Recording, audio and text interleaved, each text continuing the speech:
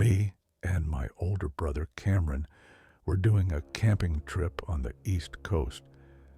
Cameron chose the sites and everything like he usually did, and I just tagged along.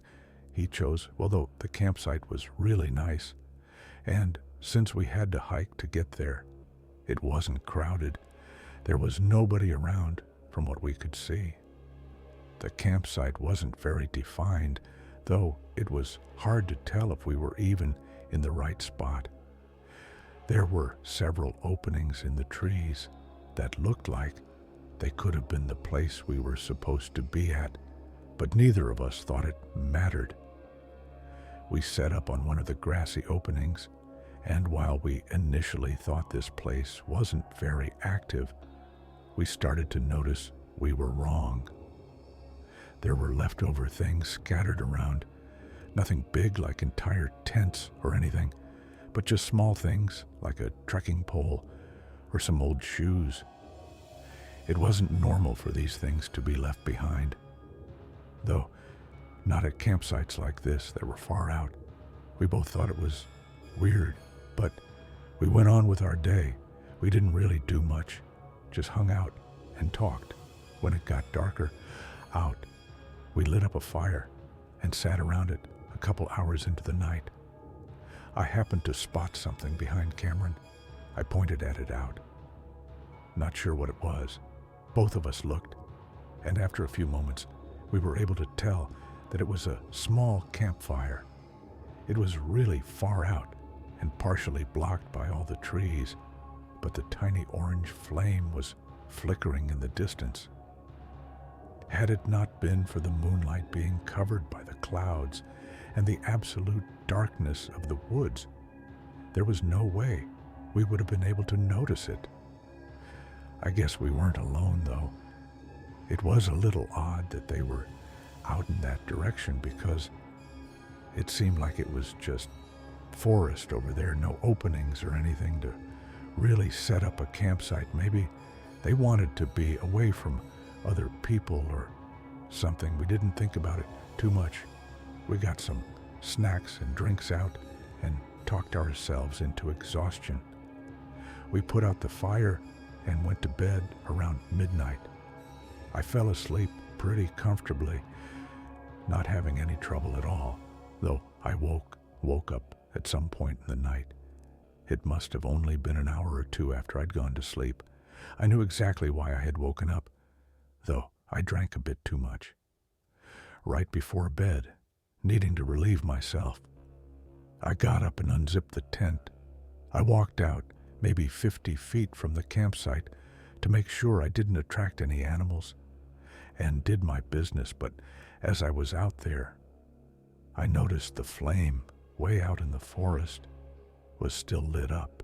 Maybe it was because I was tired or just out of it for some reason, but I stood there and stared at it for a minute. I don't even know why, but my eyes began adjusting to the dark. As I stood there and as I looked out into the woods, I suddenly noticed something else.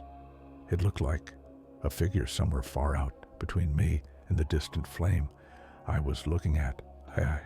I felt a shock for a moment, but I told myself it couldn't actually be a person and had to be a weird-looking bush or something like.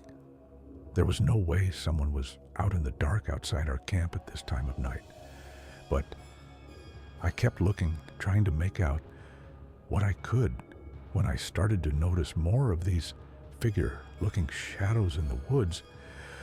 They were so far, and it was so dark, I couldn't tell if my mind was just playing tricks on me. If they were people, though there were at least 10 or 15 of them, and they seemed to all be looking right at me, another shock ran through me. What the hell is this?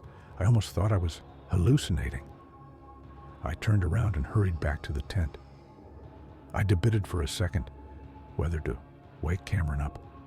I knew if it was nothing, I would never hear the end of it. But my gut was telling me otherwise. I opened his tent and shook him awake. He was really confused at first, but I just told him I thought I saw something and wanted a second opinion. He hesitantly got up, and I started to lead him out to where I was, but we didn't get very far. The figures I had seen had moved. They were closer, standing all spread out among the trees. I really hoped. At this point, I was just seeing things, but I slowly looked back at Cameron and could see the pale, fear-covered expression on his face, his eyes wide open. He saw what I saw. I looked back out, and it was more apparent than ever that these were people. I could see their subtle movements as they stood there and watched us. We backed up towards our tents, should we leave. I can still vividly remember Cameron's shaky voice as he spoke those words. He was always so confident and sure of what to do. It was terrifying seeing and hearing him like that. I nodded, and neither of us grabbed any of our stuff aside from the car keys and our wallets. We hurried away and down the trail. It seemed that they didn't follow us. We reported what happened to the police, feeling it was necessary. They didn't take it too seriously, though very clearly thinking we were crazy, like there was no way a whole group of people were out in the woods at night messing with us. We thought about the strange amount of left-behind things we saw in the area and had hoped others had already gone to the police about similar encounters, but there were no official accounts of anything happening. Maybe they just went unreported, or maybe nobody ever made it back to.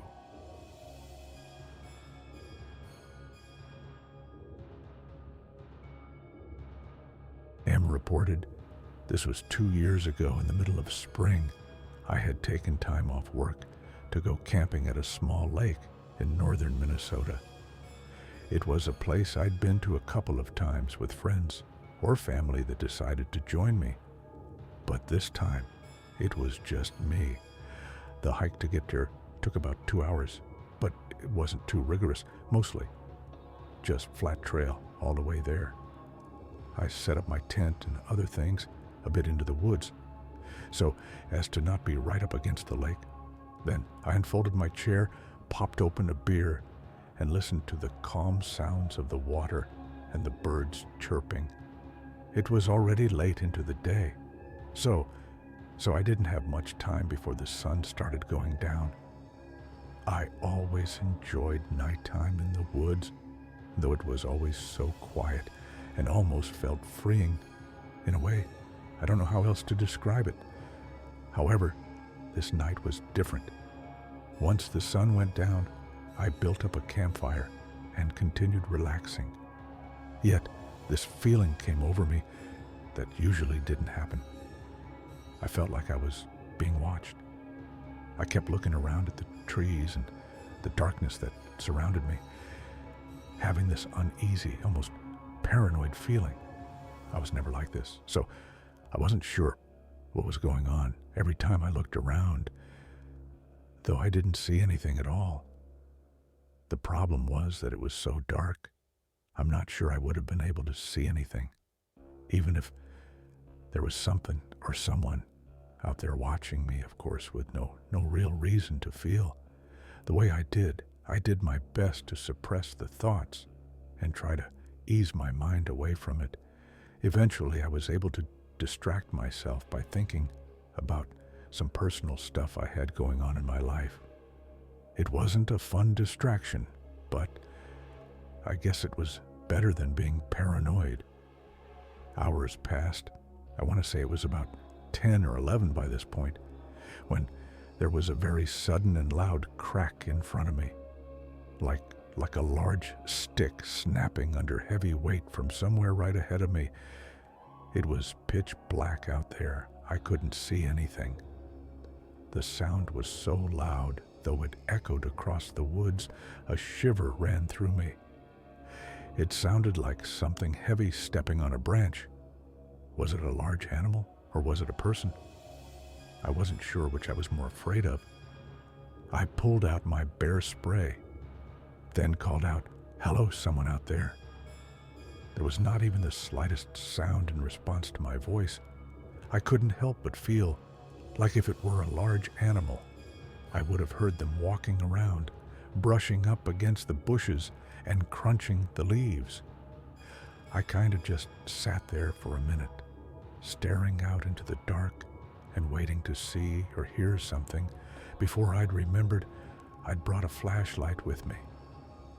I dug through my backpack and grabbed it, but by then it had already been a minute or two, and when I shined it out there, it was empty.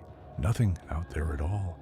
Obviously, I was starting to feel paranoid again, but this time it felt justified. I quickly tended to the fire, adding in some more wood to make sure it didn't burn out and stayed bright enough to light up my campsite every couple minutes.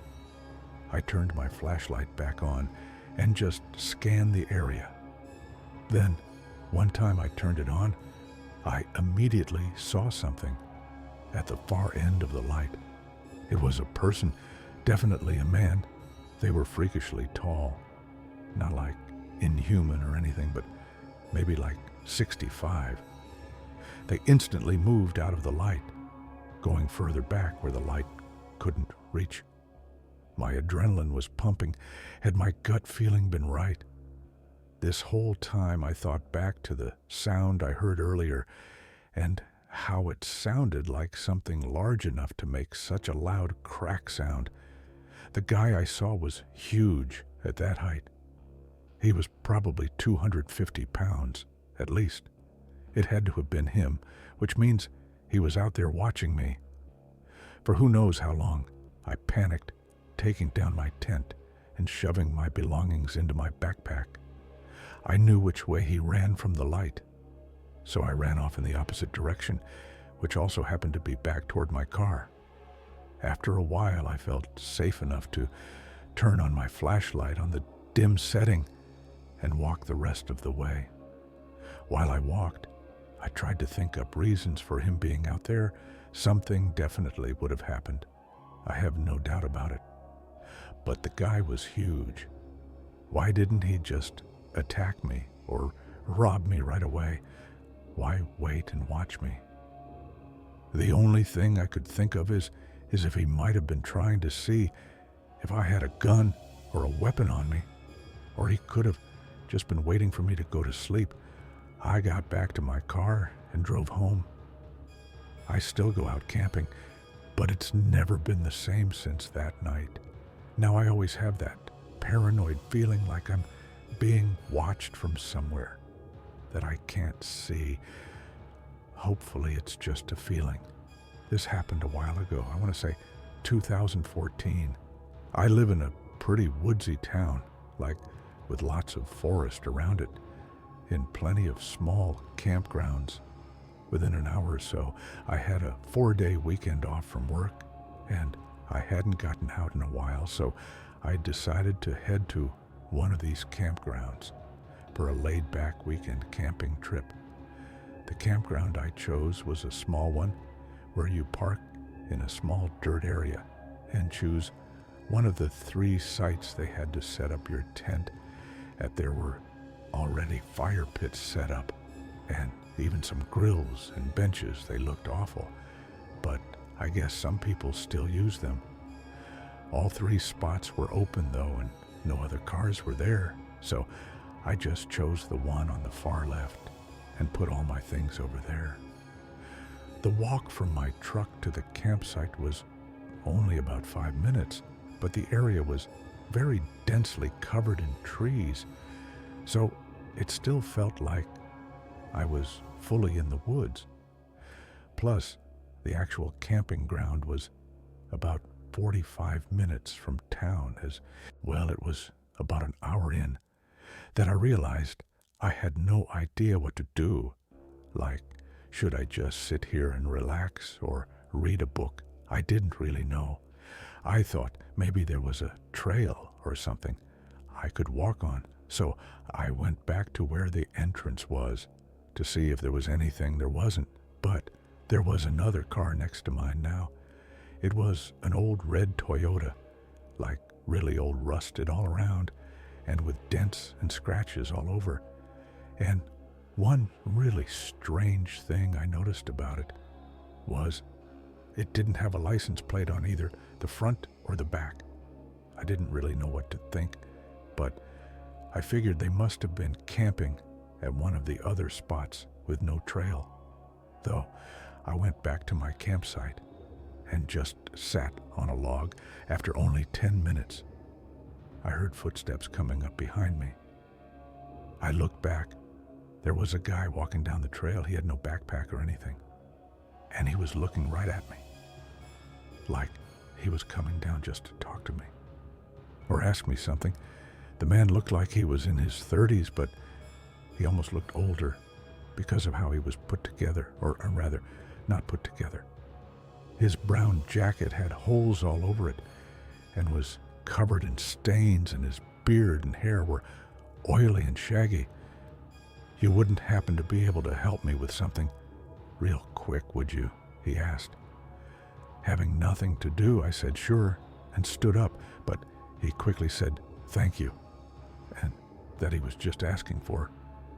Now he still had some things to do first, but he was going to come back in a little bit and get me. When he needed a hand, I said okay, and he thanked me again, then walked away. I wasn't too sure why he came by, if he didn't need me right now, but I figured he probably just had to unpack his car first and would be back in 10 or 15 minutes. I sat and waited, but a half hour passed, and then another. By then, the sun was going down, and I thought he must have gotten it done himself, whatever it was. 2 hours later, I'd completely forgotten about it. I had the fire pit lit up and was making my dinner when I heard footsteps behind me again. I looked back, but this time it was ily dark. I could hear his footsteps coming down the trail, but he was completely covered in darkness. I couldn't even see his silhouette. I listened to the crunching steps against the gravel slowly make their way into the light of my campfire. It was the same man, just as I thought. I didn't understand why he came back, though it was so late now. "Hey, you ready? Just need a little help. Still, with what?" He noticed my hesitation. "It'll only take a minute." "You aren't busy by the looks of it," he said jokingly with a smile, but it felt odd, like he was being pushy. He also avoided my question. My social awkwardness kind of failed me here, though, because I nervously agreed, knowing I really had nothing else to do, and it was obvious he smiled again and started leading the way. As we got further from my campfire, it got way darker, and I realized how odd it was that he walked here without a flashlight. It also felt strange following him into the dark. "Hey, so what was it you needed my help for?" I asked. He slowed down for a split second, like he was going to say something, but then he continued walking and didn't answer. I felt my heart rate spiking. My body knew something was wrong. Suddenly, the silence of the forest around me felt disturbingly eerie, like a calm. Before the storm, I began slowing down, trying to put some distance between us without it being too obvious. I only managed to get a few feet away before he turned around and looked at me. He had a creepy fake smile that immediately shifted into a frown. When he saw me further away, he stopped walking, and so did I. Before I could say anything, I saw his hand reach down into his jacket, and I immediately turned and sprinted deeper into the woods after just seeing the handle of what I could only assume was a knife. I could hear his footsteps pounding against the ground and his heavy breathing as he chased me through the dark for probably a good 2 minutes. He started slowing down, and eventually it was just the sound of me running through the woods. Luckily, I had my phone and keys on me, so I called 911 when they got to the camping grounds. Only my truck was there. The red car was gone. And so was the man I described. Everything for them, as both the car and the man had such a distinct look. But that information wasn't enough. I think it's pretty clear what was about to happen that night, but there doesn't seem to be any reason why, aside from the fact that I was camping alone the way the man waited until night to try it, and how he came by during the day so that I'd be more likely to follow him later, is terrifyingly manipulative. I'm worried others may fall victim to it, or possibly already have, for